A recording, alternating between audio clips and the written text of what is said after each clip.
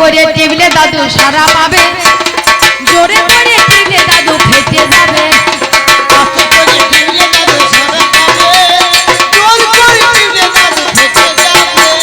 ভালো করে দাদু টিপে দেখুন,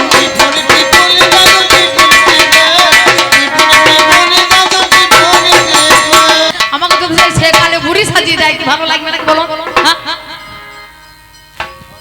আমার যেজন বিপক্ষ পাল্লাদার তিনি বড় হুঁশিয়ার, আপনাদের সবারই চেনা সবারই জানা। আপনাদের পাশের গ্রামে মোহনপুর হলো বাড়ি, হ্যাঁ, সদানন্দ যশ মহাশয়, তিনি আমার বাবা তুল্য মানুষ, বাবা চাইতে বড়, হ্যাঁ, তার জন্য আমি তাকে জেঠামশাই বলে সম্বোধন করি, জেঠু বলে ডাকি। আমি তাকে বাবার মতো সম্মান করি, মান দিই, সেও আমাকে মেয়ের মতো স্নেহ করে, ভালোবাসে। কিন্তু বাবা অভিনয় ক্ষেত্রে যখন দাঁড়িয়ে যায় বাবা, তখন বাবা তার মুখ দেখতে মন হয় না, তাকে একবার বাবা বলে বা কাকা বলে বা জেঠা বলেও ডাকতে মন হয় না। এ কবি গান এমন জিনিস বাবা, এ গান হচ্ছে বাবার নাম ভোলানো গান, এ গান হলো কবি গান। কেউ আসরে মাঝখানে যদি দাঁড়িয়ে যায়, তাহলে কেউ কাকা থাকে না, কেউ বাবা থাকে না, কেউ দাদা থাকে না, কেউ দাদু থাকে না, তখন আপন আপন সামাল সামা ওরে আপন আপন মাল সামাল সামাল মাল হয়ে যাবে রে বইরা।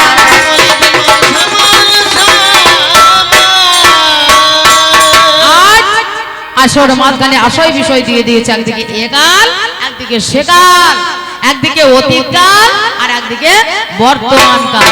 পালা করলেন অর্ডার, ভাগ করে দিলেন বর্ডার। আমার পাল্লাদারকে সাজিয়ে দিয়েছেন অতীতের একটা লিডার, আমাকে দিয়েছেন বর্তমানের একজন লিডার। হ্যাঁ, আমি হলাম বর্তমান, আমি হলাম একাল, সে হলো অতীতকাল বা সে হলো সেকাল। পালা করলেন অর্ডার, ভাগ করে দিলেন বর্ডার। আমরা দুইজনাই দাঁড়িয়ে গেলাম, দুই দিকে দুটো ক্যাডার। শেষ পর্যন্ত দেখবেন দুজনার মাঝখানে একজন হবে মার্ডার। ব্যক্তিগত নাম আমার সঞ্চিতা পাল, আমার বাড়ি মুর্শিদাবাদ জেলা বড়োয়া থানা, সুন্দরপুর হলো আমার বাড়ি। আপনাদের আশীর্বাদ আমি করি বেড়াই কবি গানের আরি। আসর মাঝখানে যখন দাঁড়িয়ে গেলাম, আমাকে সাজিয়ে দিলেন একালের একজন কান্ডারি। আমাকে একালে সাজালে,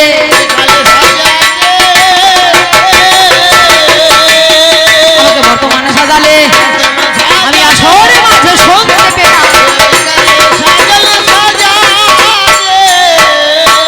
যাই হোক, এবার হবে দ্বন্দ্ব, এবার হবে লড়াই। কিসের লড়াই? ওরে একাল সেকালে দুজনার লড়াই, কিন্তু বর্তমানের লড়াই, ওরে দাদুকে আর নাতির লড়াই হবে আসর মাঝারে। ওরে বিচার করিবেন ভক্ত জনে, ওরে কে যেতে কে হারে, কোথায় মদের দেখাশোনা ভাই কিবা পরিচয়। কবি গান গাইতে গেলে দেখাশোনা চাই, দেখাশোনা নইলে কথা হবে না, হবে না।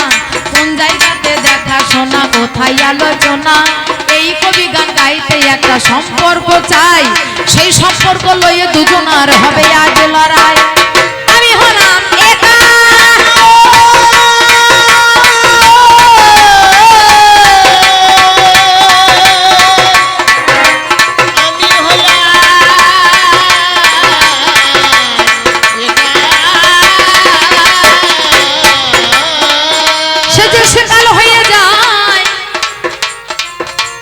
সত্য ত্রেতা কাপড় কলি চারি যুগে হয়। ওগো সত্য গেল, ত্রেতা গেল, আবার দাপর চলে গেল। তিন যুগে নিয়েছে সেজে, এখন কলি যুগে হলো। চারটে যুগ, সত্য ত্রেতা দাপর কলি। সত্য অতিবাহিত হয়েছে, সে অতীত। ত্রেতা অতিবাহিত হয়েছে, সে অতীত। দাপর যুগ অতিবাহিত হয়েছে, চলে গেছে, সে অতীত। আমি হলাম বর্তমান, আমি হলাম কলি, আমি হলাম কলি, আমি হলাম কলি, আমি হলাম কুড়ি, এখনো ফুটিনি। এখনো না ফুটি এই বিশ্বের মাঝখানে কত কি করি গেছে, ভালো করে লক্ষ্য করো। মায়ের রামায়ণ কি, মহাভারত কি, গীতা কি, পুরাণ কি, পুরাণ কি, ভাগবত কি, বাইবেল কি আমি সব আমি ঘরে বসে জেনেছি। হ্যাঁ, তাহলে আমি হলাম কলি, আমি হলাম কুড়ি, এখনো ফুটিনি। তাহলে সত্য চলে গেছে, ত্রেতা চলে গেছে, দাপর চলে গেছে, কলিযুগ আছে আমি বর্তমান। কোন জায়গাতে দুইজনারই দেখা শোনা হলো, সেই সে কালের মানুষ তাহাকে জানে না বলো। কলিযুগের মাঝখানে আমি এসে যাই, তিন তলার উপরে দেখো আমি যখন রয়, আমি আছি তিন তলার উপরেতে ভাই। আজকে দেখি বাবা সকালে বেলায়, সকাল বেলায় আমার দরজায় বাবা ধাক্কা ধাক্কি মারছে। হ্যাঁ, সেকালে বুড়ো আমার দরজায় আমার ঘরের ভিতরে যাবার জন্য ধাক্কা মারছে। হ্যাঁ, আর সেই রাস্তা দিয়ে চলে যাচ্ছে একটা যুবক ছেলে রান করতে চলে যাচ্ছে। সেই সময় দেখছে তারে ধাক্কা মারছে কে, একবার দেখি তো। দেখছে একটা বয়স্ক পুরুষ মানুষ যে দরজায় ধাক্কা মারছে। গিয়ে বলছে, ও দাদু তুমি ধাক্কা মারছো কেন? তা বলছে, ভাই রে আমি ঘরের ভিতরে যাব, সেই জন্য আমি ধাক্কা মারছি। বলছে, ধাক্কা মারলে হবে? ধাক্কা মারলে শুনতে পাবে? বলে, শুনতে পাবে না কেন, আমি ধাক্কা মারছি।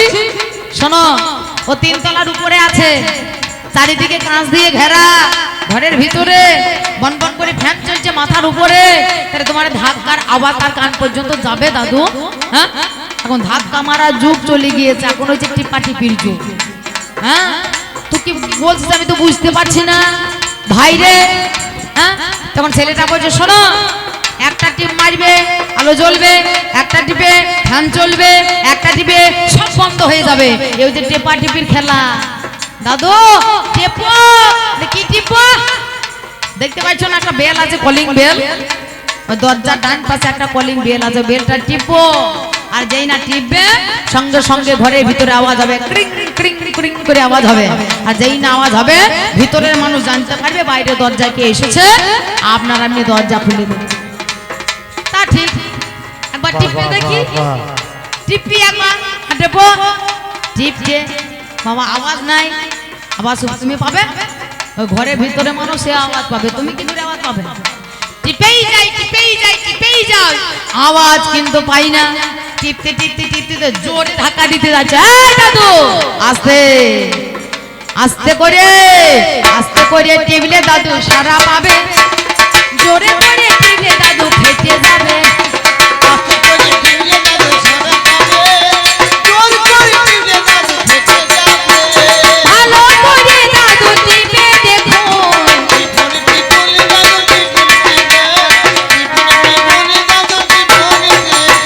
এইবারে সেই দাদু ভাইয়ের কি কর্ম করিল, টেপা টিপি যখন বাবা আরম্ভ করিল, আমি তিন তলার উপরে থেকে শনিবারে পাই, আজ এত এত আওয়াজ করে টেপা টিপে যায়।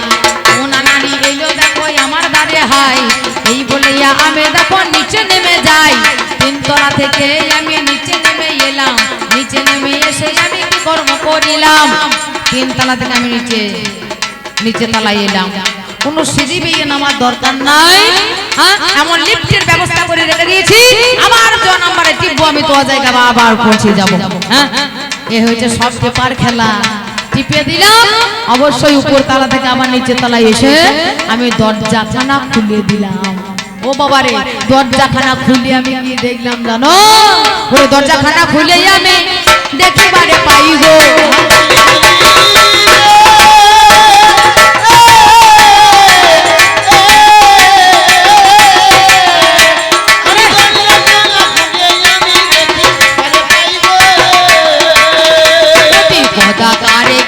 একজন দাঁড়াইয়া রইব,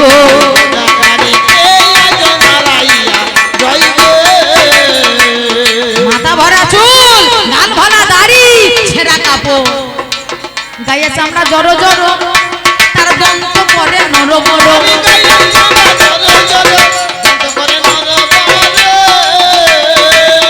না কে দাঁড়াইয়ে রইব,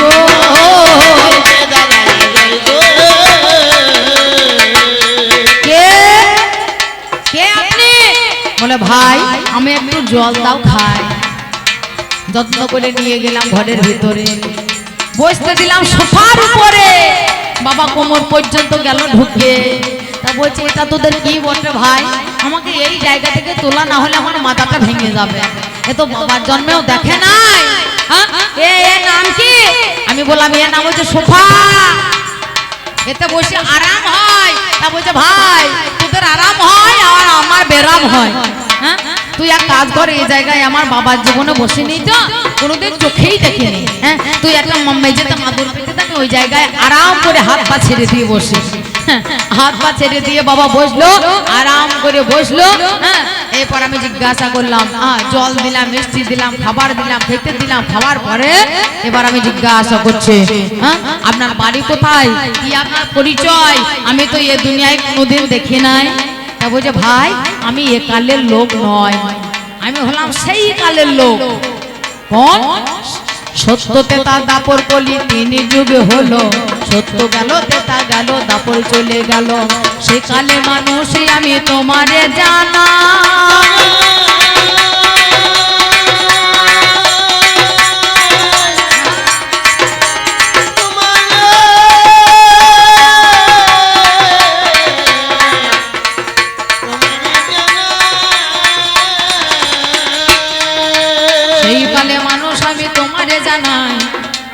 এখনো তো দেখো আমার মরণ হলো নাই।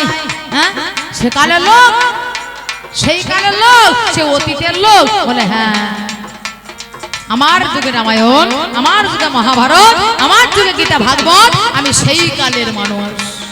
আমি তোমাকে কি বলে ডাকবো? তা বলছে আমি তোর বাবার বাবা, তার বাবা, তার কর্তা বাবা, তার বাবা, তার বাবার বাবা, তার বাবা, তার বাবার বাবা। তুমি আমাকে দাদু বলে ডাকবে।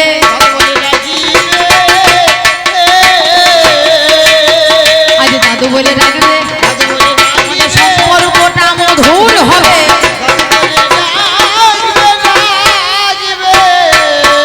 তাহলে আমার সঙ্গে তার সম্পর্ক হলো, সে আমার দাদু ভাই আর আমি হলাম তার নাতি ভাই। আমি হলাম তার টাকার সুদ, টাকার চাইতে টাকার সুদ মিষ্টি হয়, সেই রকম হলো এই নাতি ভাই। মধ্যে এই জায়গাতে আলোচনা, এই জায়গাতে দেখা শোনা, এবার হবে আলোচনা। ওই আলোচনা করতে গেলে দাদু জানো কি জানো না, কিছু জিজ্ঞাসাবাদ দাবি রাখতে হয়। সেই কারণে দাদুর কাছে আমি বলে যাই, কিছু কথা জিজ্ঞাসাবাদ আমি রেখে যাই। শোনোই আমার দাদু ভাই, আমি করি নিবেদন, কিছু কথা তোমার কাছে আমি করি জিজ্ঞাসা, আমি তোমার কাছে রেখে যাই।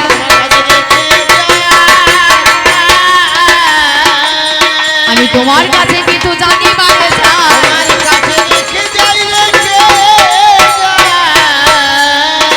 এই শোনোই আমার দাদু ভাই, আমি করি নিবেদন,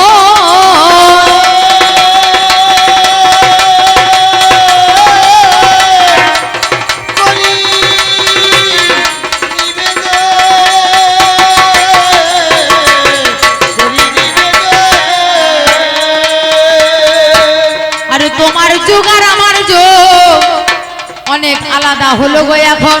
তোমার যুগ আর আমার যুগ এক নয়, আলাদা। আমার যুগ কলি যুগ। আমার যুগে একটা জিনিস দেখো দাদু গো, যদি সময় নির্ধারণ করা হয় তাহলে ঘড়ি দিকে মায়ের পুজো হবে কখন? একটা 58 গতে হবে মায়ের পুজো, একটা সময় আছে, একটা ক্ষণ আছে। কিন্তু আমার দাদু ভাই ওগো তোমারে জানাই, এটা ঘড়ি দেখো এই কলি যুগেই সৃষ্টি হয়। তোমার সত্য যুগে তেতা যুগে ঘড়ি তো ছিল না। কি দেখে সময় বলতো বলো ষোলোয়ানা, কি দেখে সময় নির্ধারণ হতো গো ধন। আর একটু কথা খুলে তুমি বলো না, আমি দ্বিতীয় নাম্বারের দাবি,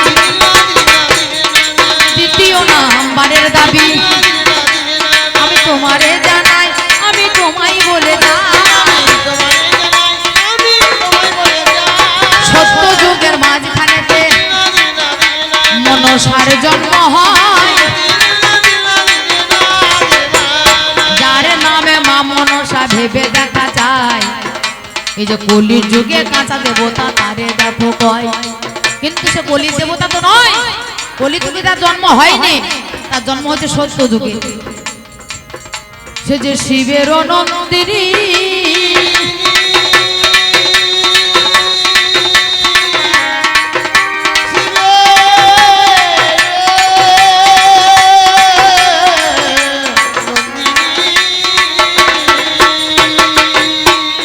ওই যে শিবিদারে জন্মযোগ দিয়েছিলেন তিনি। একদিন মহাদেব কি কর্ম করিল, পদ্মবনে তিনি বাবা ভ্রমণ করতে গেল। সেই পদ্ম আর পদ্মের টাটির মধ্যে হয় দুজন ভ্রমর আর ভ্রমরী যে হয়। ভ্রমরা ভ্রমরী দেখো মিলন দেখিল, তাহা দেখে তার দেখো কাম জেগে গেল। সঙ্গে সঙ্গে সেই রেতে স্খলন হয়ে যায়, সেই রেতে পদ্মের টাটিতে রেখে যায়। পদ্মের টাটির মধ্যে যখন রেখে দিল, পদ্মের মিনাল বইয়ে পাতালে চলে গেল। তাহা থেকে পাতালের মধ্যখানে হয় মা মনসার জন্ম হলো তোমারে জানাই। পদ্মবনে জন্ম দিয়েছিল বলে পদ্মাবতী নামে দেখো বলে গো সকলে, তাই বলিয়াই পাল্লাদারে তোমারে জানাই। মহাদেবের কন্যায় গো মিথ্যা কথা নয়, সত্য যুগের মাঝখানে তার জন্ম হয়েছিল, তথাপিও তিনি দেবী অখানা পাইল। তারপরে কলি যুগে যখন এসে যায়, আর কলি যুগের দেবী যোগ কেন তারে কয়। সত্য যুগে জন্ম হলো, কিন্তু কলি যুগের মাঝখানে সে দেবী অক্ষা পেল কেন? সত্য যুগের দেবীকে কেন কলি যুগে কাঁচা দেবতা বলা হয়? আমার জবাবে জানাবে, আমায় ভাবেই ভাবে বোঝাইবে।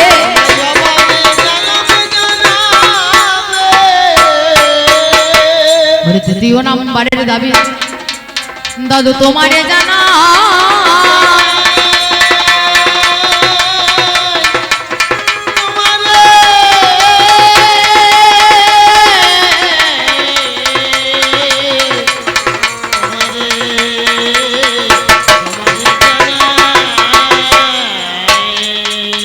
আমি তোমার যুগে মাঝখানে দেখিবারে পাই, আজ তোমার যুগে আগে রানী ওগো আগে রাজা ছিল, সন্তানের জন্ম না দিয়ে সে প্রাণে মারা গেল। সন্তানের জন্ম দেয়নি, প্রাণে মারা যায়। মারা যাবার পরে সেই রানী সেই মৃত স্বামীর সঙ্গে মিলন করে একটা নয় দুটো নয় 7টা ছেলের জন্ম দেয়। 7টা ছেলের জন্ম দেখো দিয়েছিল তার। যে মারা যায় তার অঙ্গ শিথিল হয়ে যায়, যে মারা যায় সে সব ওটা পাথরে পরিণত হয়। তাহলে মৃত মানুষের সঙ্গে মিলন কেমন করে হয়? হ্যাঁ দাদু, তোমার যুগে ওই গাঁজাখুরি গল্প আমাকে ভালো লাগে না। হ্যাঁ, তাহলে মৃত স্বামীর সঙ্গে মিলন হয় কেমন করে, আর কেমন করি বা 7টা সন্তানের জন্ম হয়? একটু ভাবে ভাবে কথা তুমি আমারে জানাবে, এবার যত্ন করে কথা তুমি আমায় বলে যাবে। তোমার যুগে রাজনীতি কেমন ধরন হলো, আজ ভাবে ভাবে একটুখানি দেখতে পাওয়া গেল। দাদু যুগে রাজনীতি এমন ধরন হয়, একটা নারী জাতিকে পাঁঠার সঙ্গে বিয়ে দেয়। একটা নারী দেখো এভাবে ছিল, আজ ছাগলের পাঁঠার সঙ্গে বিয়ে দিয়েছিল। নাম যারা গান্ধারী ভেবে দেখা ছাই, আজ ছাগলের পাঁঠার সঙ্গে তার বাবা বিয়ে দিয়ে। এটা কলিযুগে হয় না? কেন তোমার যুগে হইল ভাই?